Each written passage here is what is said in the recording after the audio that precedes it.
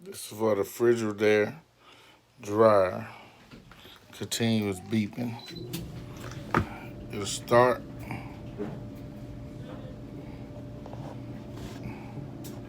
then just stop.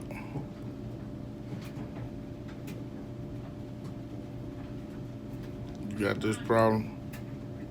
What you do is hold a pause, select button at the same time. Move this 3 clicks to the right and hit start.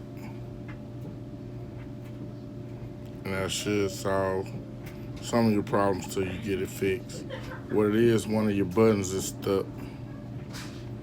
Like this one, like it won't even make a sound. That lets you know your button's stuck if it just keep beeping. But the way to keep your dryer from cutting off, pause, select 3 seconds, turn it 3 times, start.